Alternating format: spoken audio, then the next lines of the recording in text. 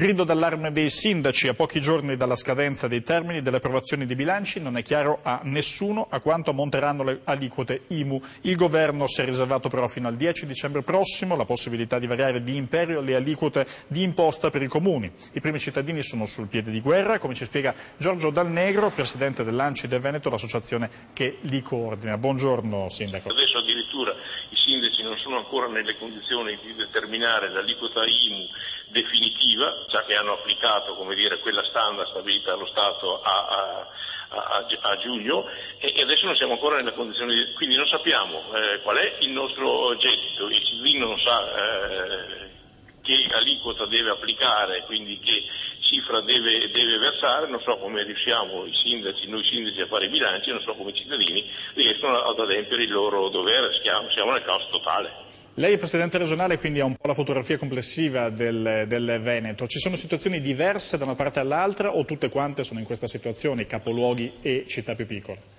Diciamo sostanzialmente che i comuni sotto i 5.000 abitanti che non hanno il patto di stabilità oramai hanno deciso tutti quanti e sono nella fase di comunicazione al Ministero delle loro aliquote, sia prima casa sia seconda casa e delle aziende. I comuni oltre i 5.000 abitanti stanno definendo entro oggi, domani e dopodomani, perché il termine ultimo sarebbe il 31 di ottobre, ma con addirittura slittamenti possibili. Quando parliamo di aliquota massima, cosa indichiamo?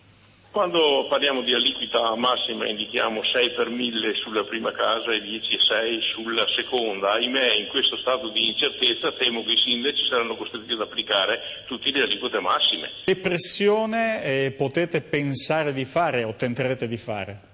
Ma insomma il Presidente nazionale Graziano Del Rio oramai, come dire, credo abbia esaurito le cartucce oltre che la voce. L'abbiamo spiegata anche nell'ultima assemblea di Bologna della settimana scorsa. A queste condizioni è estremamente difficile governare, lo stato di incertezza è totale e globale, le entrate ad un certo punto già i cittadini avranno problemi perché con un'aliquota di questo genere le cifre da sborsare, specialmente sulla seconda casa, sono abbastanza importanti.